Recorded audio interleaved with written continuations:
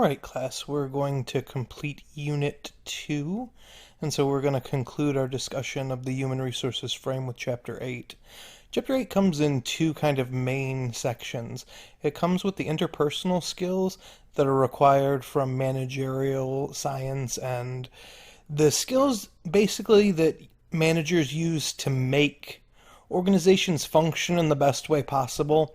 If we've studied so much in Chapter 6 and Chapter 7 about what people's needs are and how one might possibly fulfill those needs from an organizational perspective, probably the easiest way is going to be what we talk about today, and that's have managers who have certain skill sets that allow them to have the emotional intelligence and the capabilities to be able to accurately diagnose the needs of the people who work under them, and also, in addition to diagnose those needs, be able to fulfill those needs and create a workplace and an environment that's conducive to having people give their greatest output possible. Also, we're going to talk about group dynamics and how groups can work within the human resources frame. We talked a little bit about teams before. When we talk about groups from the human resources perspective, I think that it puts a unique slant on the idea of how they work within organizations. But let's get started today with a preliminary slide about what we're going to be talking about when we talk about interpersonal and group dynamics. Interpersonal dynamics do a really good job of explaining how an individual in an organization diagnoses, reacts to, responds to, and accurately concludes with behavior that makes the member of the organization or the person being managed feel like they're being listened to, feel like their opinions are worthwhile and meaningful, and feel like the work that they're doing is being acknowledged and that they're allowed to, as we talked about earlier in that Maslow's hierarchy, achieve esteem in what they've done. They're the people who either give you the kick in the butt or the pat on the back necessary to keep you motivated, to keep you working hard. We'll talk about how this relies primarily on a skill called emotional intelligence. We'll also talk about some of the potential styles that you can utilize.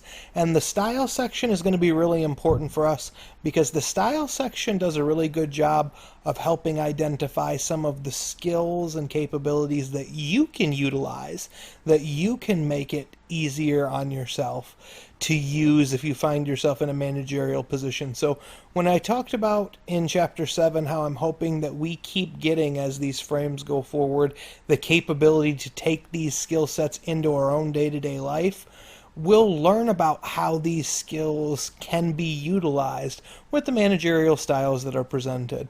Then we'll conclude with how groups and teams and organizations function, and we'll cover that in much greater detail when we get to that second section. But the first section is all about interpersonal. So let's deal with interpersonal dynamics. The truth of the matter is that managers spend most of their time in relationships. You build relationships with your co-managerial staff. You build relationships with your co-workers. There are three reoccurring questions that regularly haunt managers. Is what's really happening in this relationship? Why do other people behave as they do? And what can I do about it? So when you tackle the first one, you have to understand that whenever we're dealing with an interpersonal relationship, as you've learned in prior communication courses, we have one specifically dedicated to interpersonal communication. Interpersonal communication relies on two people who have a meaningful relationship where they know things about each other, where they have a history. It's not just a easy, superfluous, simple relationship. It's one where the nuts and bolts of the individual have been laid on the table. If you've worked with somebody for months or years or even decades, you have a history with that person where they've come through for you. They've helped you in some instances. Maybe something even as simple as people covering your shifts on a day-to-day basis, but much more intensely, it can be the people who have stepped up to say that you deserve that advancement, you deserve that wage increase, you deserve the opportunity to move up within the corporation organization that you're a part of. So that's whenever they talk about what's really happening in this relationship, what the question is really getting at is so many of our conversations and interpersonal relationships have a surface level meaning and then they have a much deeper meaning. So think about an interpersonal relationship in your life with a significant other that you might be cohabitating with, or at least if you haven't cohabitated with someone yourself, you have seen in popular culture the representation of boyfriend, girlfriend, or boyfriend, boyfriend, or girlfriend, girlfriend, or however relationship that they're delving into. And there's an argument going forward because one person hasn't taken out the trash, one person hasn't done the dishes, but that surface level problem, an argument that seemingly about dishes or about trash, is really about the feeling that one party has that the other party is not truly contributing equally to the relationship. Well, that happens in organizations too. The exact same problems that you face in interpersonal relationships in your day-to-day life is the same things that you face in organizations. When we talk about what's really happening in this relationship, sometimes managers are faced with somebody comes in angry, they don't seem to be doing their job. It might have absolutely nothing to do with what's going on in the workplace.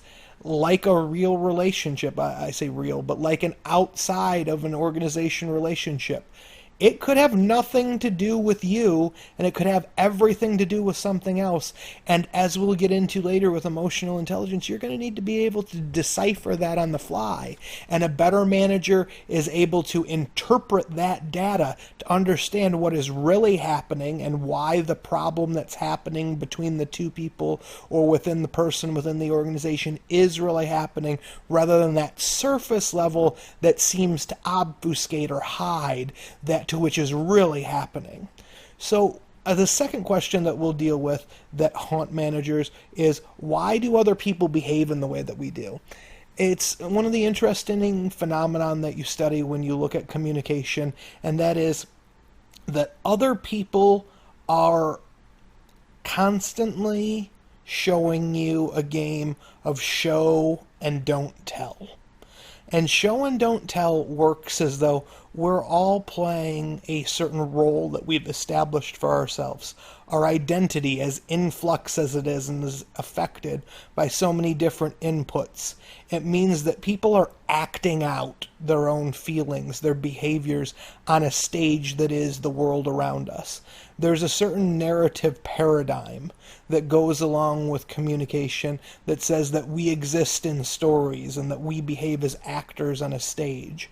And what it's really saying, what it's trying to get down to when you drill to the bedrock of what this communicative phenomenon is, it's that people behave in certain ways because they think that that's the right way to achieve their goal. They might think that that's the right way to express their emotion.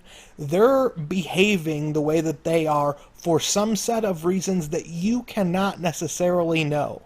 It is the great unknown in communication. It is the missing variable that you're always trying to decipher. Somebody who is an exceptional manager or somebody that is an exceptional leader understands and can take into consideration a great amount of factors and tell you why somebody is behaving in the way that they are. An example of this could be as simple as a parental role in a family unit, if you want to think of the family as an organization. Now, granted, it's not going to fit into the exact description that we've used, and it certainly doesn't fit into the definition, but the family unit as an organization, for this parallel to extend the analogy, a parent who knows you, who loves you, who's watched you grow up, can much more easily decipher why you're antsy, uncomfortable, nervous than somebody who doesn't know you very well. That's why when we go back to it's talking about the relationship that managers face with you, it's an interpersonal dynamic. The better that you really get to know somebody who you're working with, the better that you can understand why they behave in the way that they do. Something as simple as in the morning, somebody's really jittery and rough around the edges. two things that you can immediately decipher. You know that Walter is a real jerk until he has his coffee, and also you know that Walter's not a morning person. You give people the benefit of the doubt. You understand that they're not behaving in this way to be mean, to be cruel. It's just part of who they are. Your ability to be able to decipher that on the fly is what these three questions are going to keep coming around to. But the third one is an interesting question, because if the great unknown in communication, particularly in an organization, is why are people behaving in the way that they are, the great control is, what can I do to try to get a different reaction? What steps can I take? What strategies can I impose? What actions might I be able to make happen that I can create a different reaction from them? Because that's really what we're always trying to do in an organizational setting. If the human resources frame sets out with the agenda that you can make people better by putting them in a position to succeed and fulfilling their needs, then you need to be able to answer these three questions. What's really going on in our relationship? Why are they behaving in the way that they are? And what can I do to maximize their potential, given that their needs are fulfilled, that their problems are solved, and that if they're behaving negatively, I want to be able to change that negativity to positivity. If they're behaving positively already, how do I increase that positivity and just make it more? How do I take that person who's giving me A effort to A plus effort? The best managers, the best leaders are able to see this interpersonal dynamic and change somebody who's already doing a spectacular job to doing an even better one. This is why it's an analogy that you can use to teaching. Even an average teacher can take somebody who's a D or a C student and can get them up to a B. That's hard work, that's effort. But it takes a much better teacher or instructor to be able to take somebody who can give an A effort and make them into that upper 90th percentile and above, where they're getting into that A plus range. They're getting into that rarefied air. The difference between a 93 and a 94 is much greater than even the distance between an 80 and an 85, because it's harder and harder incrementally to continue to improve. It's why people plateau in life. If you can know that about how human beings work, and you can make them push themselves beyond that to which they thought that they could achieve on their own, then you're going to be a really successful manager. Then you're fulfilling this obligation that's been set forth by the human resources frame for you to do in a managerial capacity. So this is my favorite part of the entire chapter, and it talks about emotional intelligence. Emotional intelligence is defined as the awareness of self and others, able to deal with emotions and relationships. And this is obviously taken from the article cited. And what's really interesting is the best-selling book by Goleman, Emotional Intelligence, says that emotional intelligence is even more important than intellect, than intelligence, than IQ. So if you're talking about these two measurements, if EI were a potential quantitative figure and IQ were a quantitative figure, you'd always say, well, I want the smartest manager and the smartest leader to be in control, because smart people make smart decisions, and those smart decisions are going to affect us positively. Well, what they've figured out is, in conjunction with managerial success, not always true. It goes against what you might expect. You have a certain preconceived notion that the smarter person is going to be the better manager, and it's not to invalidate one. It's not a zero-sum game. It's not to say that somebody that is brutally stupid is going to be a good manager if they've got a high emotional intelligence. It just says that emotional intelligence is so important that it might even be more important on a relative scale than intelligence. Now, hopefully, your gut reaction is, I don't know about that. Why? And the answer to why, I think, is what the chapter does a really good job of talking about. From what we just came from the issues that a manager is going to face, to also the managerial styles that we'll move into, what emotional intelligence does is it's the skill set that allows you to answer the questions about what's really going on in a relationship, about why somebody's behaving in the way that they are. It helps you categorize and catalog previous communicative exchanges between you and the person in question, and be able to dip into that Rolodex to say, oh, well, when they acted this way in the past, this was what the problem was, or this was what they were dealing with. So this is why I used the family example in the previous slide. Again, it doesn't necessarily fit with organizational communication, but the idea is really going to translate nicely. Your parent, guardian, loved one, parental unit, person who cares for you in that situation, has a really high emotional intelligence in regard to you. They've listened to you from the time that they were trying to decipher what your cries meant to the times when you were feeling teenage angst and beyond. So they have an incredibly large Rolodex of experience by which to draw from to try to understand what the problem is or what it is that you need that they can provide to make you better, to correct the problem, to be able to get you to do something about it. So if we're going to go back and forth consistently about what the manager's role is in the human resources frame, the job of the manager is to facilitate the best actions in their workers. The best way for them to do that is to have interpersonal relationships in which they exercise a high degree of emotional intelligence. It's their understanding of the people around them. It's their understanding of their own emotions, their own communication, the way they interact with other people. And in no uncertain terms, it's the one thing I want to say about this is kind of an aside. You should feel really good if this is true. If it is true, and it seems to be proven true by studies, that emotional intelligence is more important than IQ, it's argued that you can't change your IQ, maybe a couple of points with an intense study and things, but you can change your emotional intelligence. Awareness of yourself and others and the ability to deal with emotions is a learned activity. It's something that you can observe in other people and try to decipher correctly. You can take tests in order to improve your emotional intelligence. You can deal with intense emotions amongst family members. And so though that's not in the organizational capacity, that skill set translates. The more that you deal with people on a one-to-one basis, extend yourself, allow yourself to be vulnerable, and care when people are working for you that they're putting themselves on the line and being vulnerable, you increase that emotional intelligence within yourself. So if this is truly a learned skill and it's more important than intelligence, it should be empowering to you. If we talked a lot about empowering members of an organization in Chapter 7, this hopefully is empowering for you. The reason I like emotional intelligence so much is it means that every student who's hearing my voice right now, and every student that I'll get to teach this to in the future for organizational communication, can get better and better and better at this skill that might be the most important managerial skill possible in terms of finding yourself in a high-functioning role in the organization of your choice. Notice that I keep using organization. We're going to do this throughout the entirety of the course very generically. It doesn't matter the field.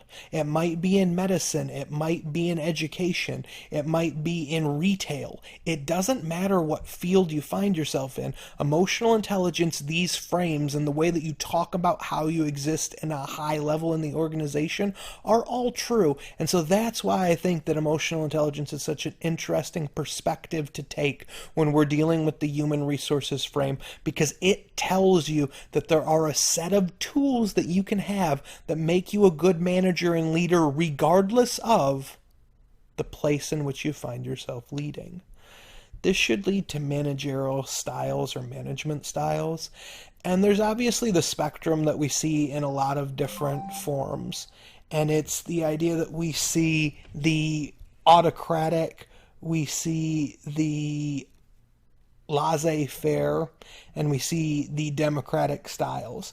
So these exist on a continuum, and when they exist on a continuum, you think that on one side you see autocratic, and on the other side you see laissez-faire, and somewhere in the center you see democratic. So that spectrum that you see whenever you're thinking about these three things happens in government styles, it happens in leadership styles. It's a way to best understand how people are being managed.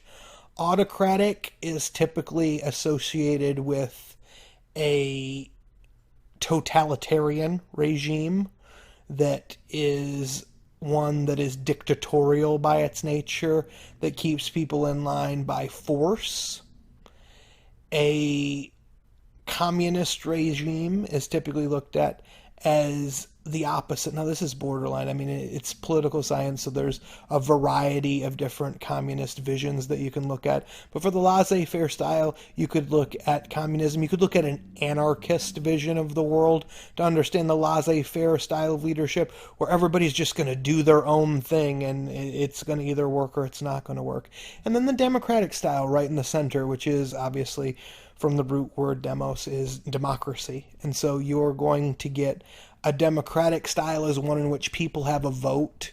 It's very easy for us as traditional culture or enculturated Americans to say, oh, well, that's the style we're used to. One person, one vote. It's where the individual vote that you have, each individual has meaning, your opinion matters. It highlights those things. So that spectrum allows you to understand managerial styles too. You can have somebody who's dictatorial, who's forceful, who requires you to do things their way or the highway. And it's also, you can imagine a contrast to that, slightly more to the left or right, depending upon how you arrange the spectrum, of a democratic leader who's looking for your input, who wants to hear about the will of those being governed, who wants to see that we're all working together towards an end goal, and laissez-faire leadership. Laissez-faire leadership doesn't necessarily mean a lack of leadership. I always use this example.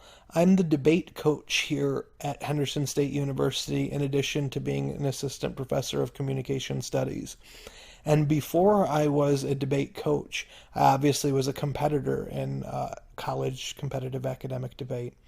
And my coach, Dr. Ed Hink from Central Michigan University, who I told I would use as an example for the rest of my life, and I will, he was a big influence on my life. He was a laissez-faire leader. He let us go to tournaments, learn what we could, learn at our own pace. Some people on a team, particularly an academic team like debate, are more dedicated than others. Some people are more intense than others. Some people are taking it more seriously than others. Some are more relaxed. So in order to accommodate for that variety of different student that he would face, he took a relatively hands-off approach and was available when you wanted to learn, but at the same time didn't lord over your shoulder or look to have his policies be initiated more and more often in an impositional way. So that laissez-faire style of leadership really let us thrive. I mean, we'd won state championships, we were competitive at the national level. We did really well as a team, but it was with a leadership style that is not at all what I do on our team.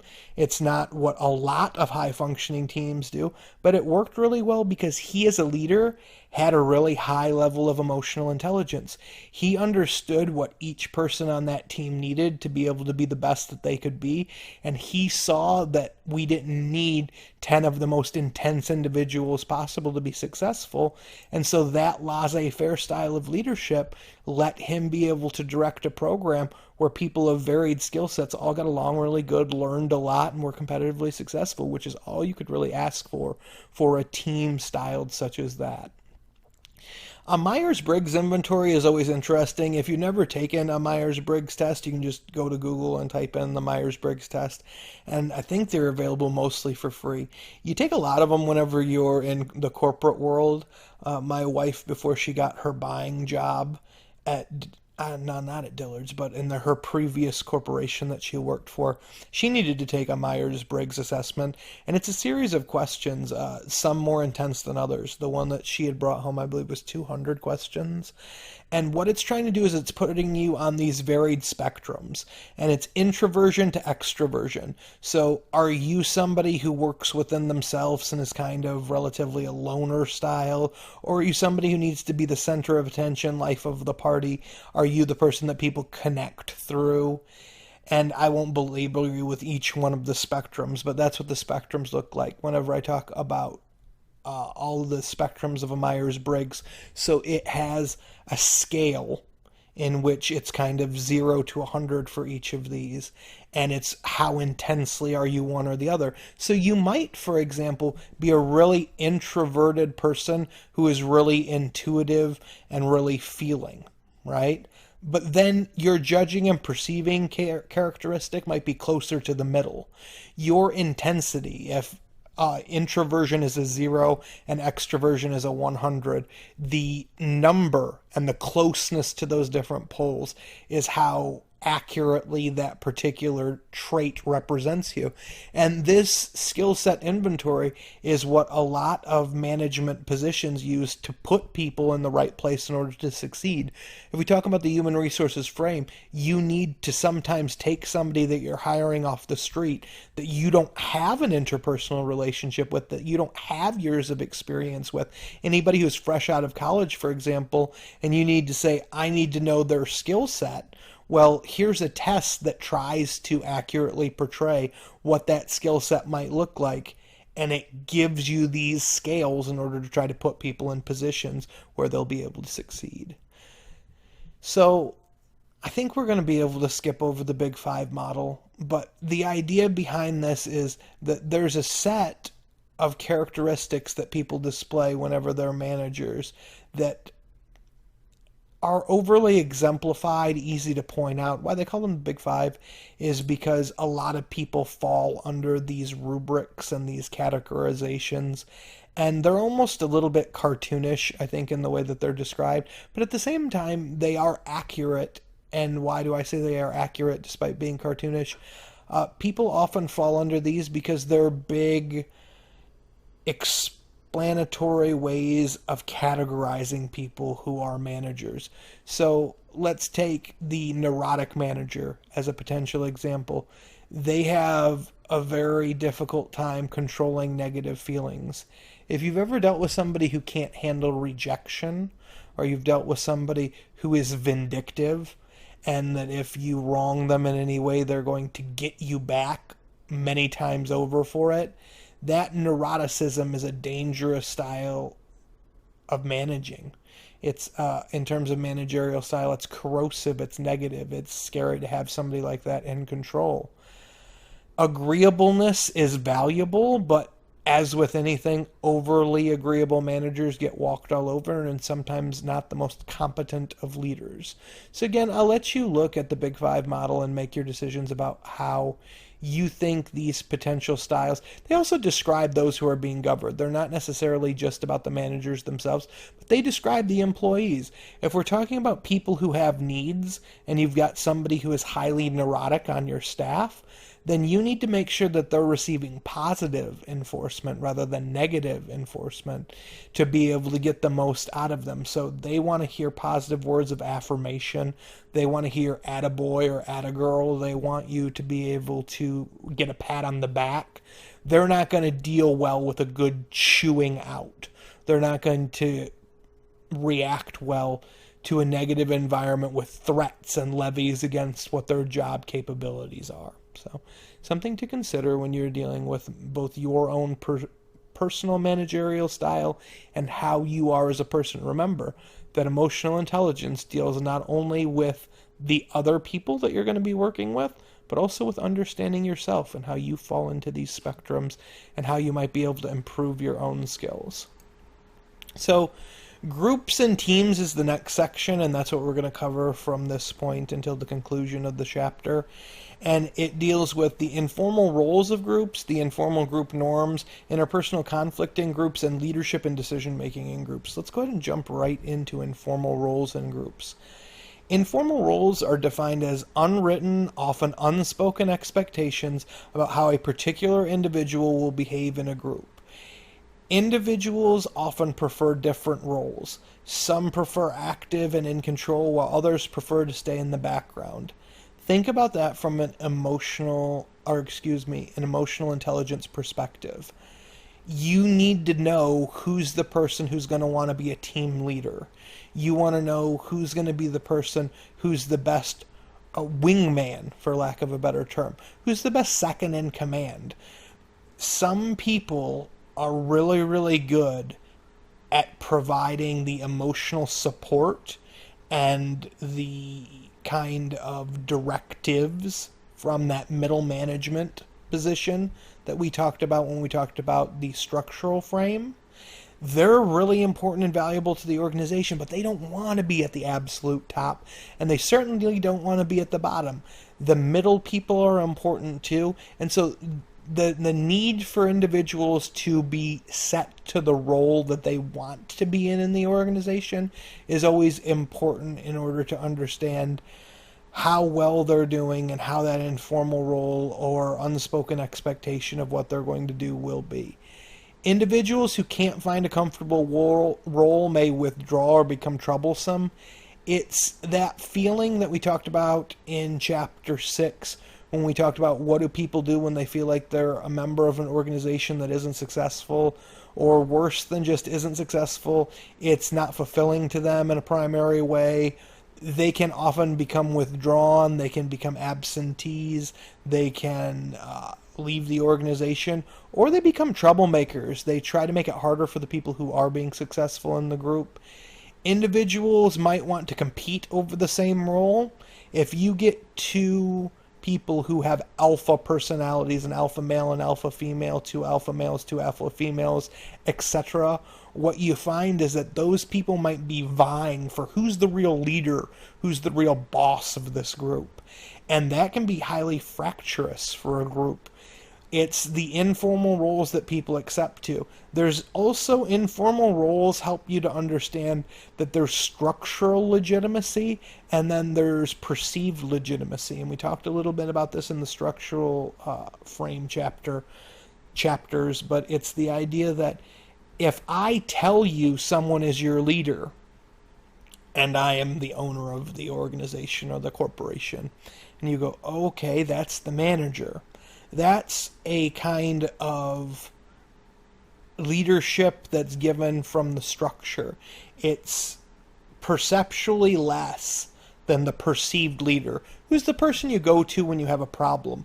Who's the person who's the most competent? Who's the person that you ask questions to? That's a kind of leadership that comes from legitimate leadership. That's an informal role. The person who you rely upon the most. We talked about whenever we use the team analogy, it's not always the person who's the captain of the team who is the most meaningful member of the team. Well, that's what we're talking about when we say that individuals might compete over the same role and they might be leveraging their structural legitimacy against the perceived legitimacy and threat of another to be in control because other people think that they ought to be in control. So that's how informal rules work. That's how they are both unwritten and unspoken. No one has necessarily deemed them one way or the other, but it's how people behave within a group. And if you have a high enough emotional intelligence, you're able to decipher who works best in what informal role in a group through observation. So informal group norms are a little bit different. They're unwritten rules about how an individual or a member is to be held in good standing, how they keep to be part of the group. Its norms need to align with both the tasks and the preferences of the group members. So normative behavior are the rules that govern a group that don't necessarily need to be said. Let me think about it this way. If you were doing a fraternity or sorority vote, and it was a pageant of sorts, and you each had a member who was representing you, everybody who was in your sorority or fraternity would be assumed to vote for the person who was representing your sorority or fraternity, even if they were close to somebody from another sorority or fraternity who was nominated, even if they were closer from the sorority or fraternity who was nominated. And that is an unspoken rule. It doesn't say in a rule book that one must do so in order to be a member of this group, but in order to remain in good standing and to follow what individuals expect out of the other people in that group, that's a normative behavior. Norms often develop unconsciously, and groups often do better to discuss explicitly how they want to operate. I always tease with the Lord of the Fly examples, but one normative behavior that occurred in order to keep people from killing one another was we needed to learn how and when to talk, otherwise we all talked over each other. So they developed the use of the conch to hand to one another, and then they could speak so that that person was able to have the floor. In parliamentary procedure, when you're dealing with a governmental agency, you say parliamentary procedure happens, and you enact parliamentary procedure as a set of regulatory norms to decide who is making what motion, what we are talking about, what ideas can be entertained, and what actions can be taken. Informal norms are things that you do just like that, but didn't talk about, didn't codify into rules, but it's the ways in which you act within a group. You can think about one that necessarily has been imposed upon you over years. In a college classroom, we don't sit at the front of the room as instructors and professors and tell you, you need to raise your hand before you talk. But it's become an informal norm that in order to answer a question, if a professor asks you a question, is to raise your hand, wait to be called on, and then provide the answer. That's not written anywhere necessarily in the syllabus. I guess sometimes it might be. I wouldn't put that, and I wouldn't think that most professors do. But that's an informal expectation of how you become a group member in good standing. If everyone just blurted out the answer at random times and talked over one another, that would be distracting, difficult, and would take the person out of good standing in the group. So that's how informal norms work. That's how they help to regulate behaviors within an organization. It might be something as simple as we all show up on time, and if you don't show up on time, you give a reason for why you didn't show up on time. We didn't write down that one must give a reason for not showing up on time, but you feel a certain informal pressure from the group in order to conform. So you handle interpersonal conflicts within groups by developing skills that allow you to both ameliorate the problem itself and take down the intensity, any negativity that might be associated with it. You treat conflict as a group responsibility where people come together and they can find a way to solve the problem that's under conflict. You also use interpersonal conflict as a way to doubt your own infallibility. It's not as though anybody's opinion is always right. And sometimes if you're in a really high-functioning group and your group members can point out to you that that would not have been successful, that's not a good pathway to take, and you take their advice, it humbles you in a way that's really efficient to understanding that emotional intelligence, I won't go back to the slide, but is an understanding of self. Conflict is not negative by its nature. Conflict can sometimes be useful. Conflict is the thing that sometimes makes groups grow and people evolve as human beings and improve their emotional intelligence. The search for interests that are in common happen in negotiations. If you're dealing with interpersonal conflict, you might be searching out the needs that each person has in order to rectify that conflict, and you do that by searching for common interests, and in that negotiation making sure that it's a win-win situation where both people can mutually approach the solution and be satisfied with the outcome. Leadership and decision-making in groups matters about if we go back to whether it's an autocratic group, a democratic group, or a laissez-faire group. Leadership is essential, but might be shared or fluid. It might require voting. It might require each person to find their own place and to make decisions on their own about their intensity and about how they're going to take part in the group. But leaders who over-control or under-structure groups often produce frustration and are ineffective. So what I think that the generic thing that you should take out of leadership and decision making in groups is that you're constantly working on a happy medium. The difficult thing about leadership is there are very few specific answers where it's do this, not that. You just need to make sure that wherever you are on that continuum, just like the Myers-Briggs inventory or just like the spectrum of democratic, authoritarian, or laissez-faire. You need to understand where your group is, where you are, and how to try to be just controlling enough to get the best out of them, just structured enough so that you keep the meetings flowing, but also instead of producing ineffectiveness or frustration, you're looking to produce effectiveness and happiness.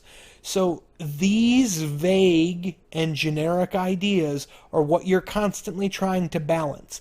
That's why I thought emotional intelligence was so important in this chapter. That's why I think it's an ability that's fluid, it's dynamic, it's that one that's constantly evolving inside of you.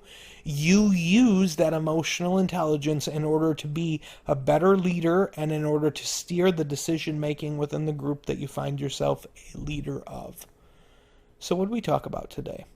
We talked about the interpersonal and social connections that people feel in organizations and how that influences managerial styles. We talked about individual social skills and competencies and abilities that you have that you can implement as a manager or implement as a member of an organization. Then we also talked about how sometimes groups can be frustrating, sometimes they can be meaningful, but we talked about strategies in order to maintain or maintenance those groups for the best and maximum efficiency possible. If I were writing a response paper to this chapter, some subjects that I might talk about were first and foremost, I might delve into the Big Five a little bit more since I left that as an open area, an avenue. That might be a nice way to start to talk about this chapter. I'd be interested to hear about how you could analyze a leader in your life or at an organization in which you're a part of based on their emotional intelligence. Test some of those theories. Is emotional intelligence nearly as important as I say? If you do some research and you find quite the opposite, or in your personal experience you simply don't agree, and it's always been people who try to be overly emotionally intrusive that you found to be bad managers or create problems of their own, what problems did they create? How did that happen? And lastly, if I were going to write a response paper on this particular topic, I might be really interested to go back and look at how norms and roles come in conflict with one another. So sometimes people have informal roles within a group that do not work with the normative behaviors of that potential group. So attitudes and needs and a certain level of extroversion might be very difficult for a group that has normative feelings about not necessarily reclusiveness, but about self-preservation of face, about face protection, and about maintaining a very positive demeanor even under pressure. So those are the things that I think I'd look for whenever it comes from response papers. As always, if you have any questions or you need any additional information, happy to answer you on email. This is going to conclude our second unit. We're going to move into the next unit, which covers chapters 9, 10, and 11, and the political frame next time around, but this concludes the human resources frame. So I'm very excited to read your response papers. I'm looking forward to continuing to move along and also get a glimpse at some of the tests that you've taken whenever they get turned in.